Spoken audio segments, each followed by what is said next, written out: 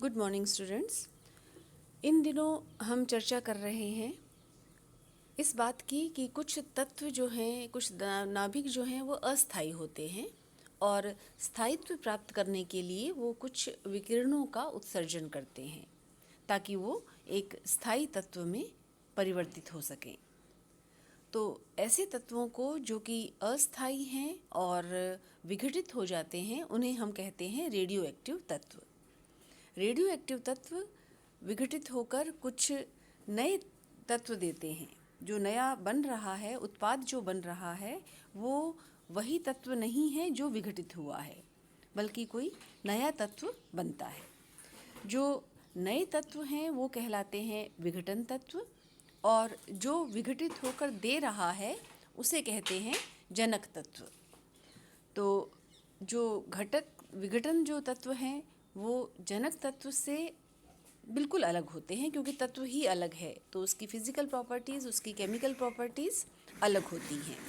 और अगर जो डॉटर न्यूक्लियस है, जो घटक तत्व है, वो अगर अस्थायी है तो वो भी आगे विघटित होगा और एक और डॉटर न्यूक्लियाई या जो विघटन नाभिक है वो देगा।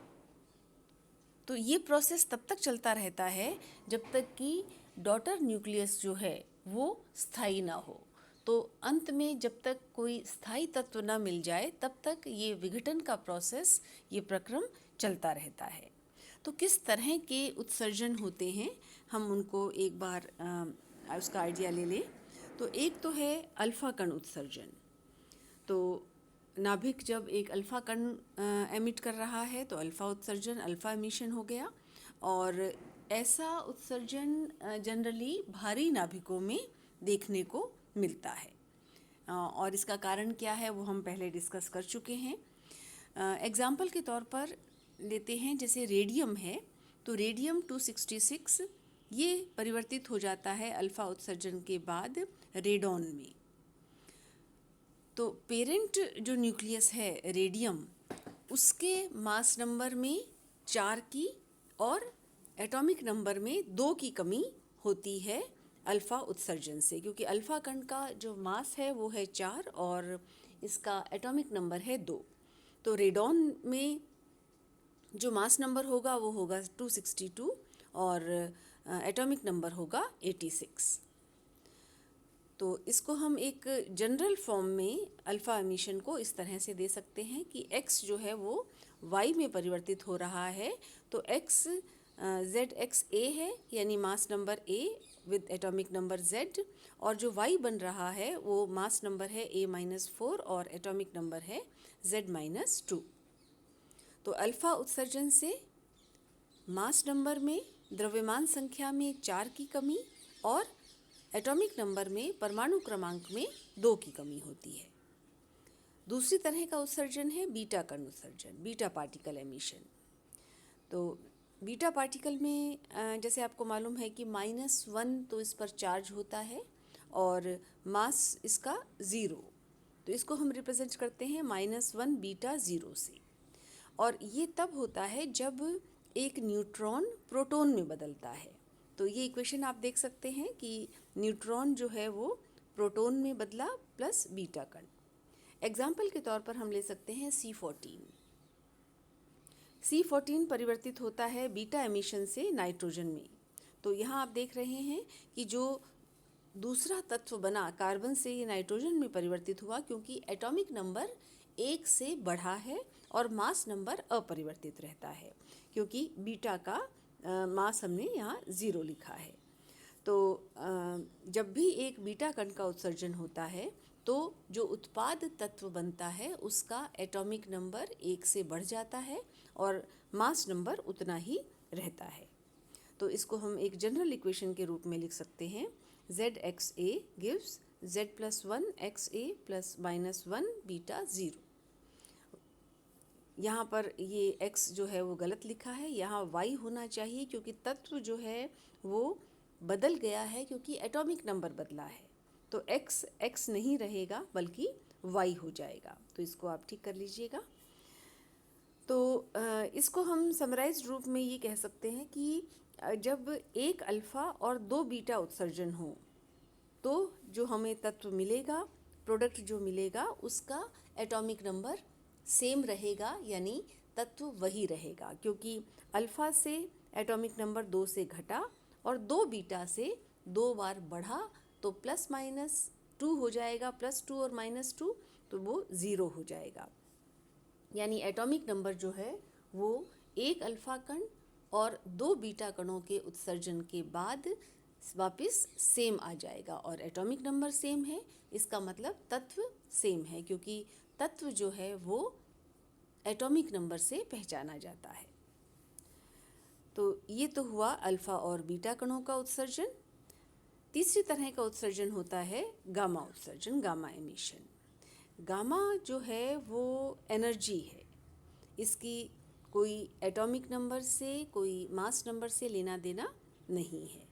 तो जब भी गामा उत्सर्जन होता है तो जो विघटन तत्व है वो हायर एनर्जी स्टेट में आता है और उसके बाद वो गामा किरणें एमिट करके और ग्राउंड स्टेट में आ जाता है।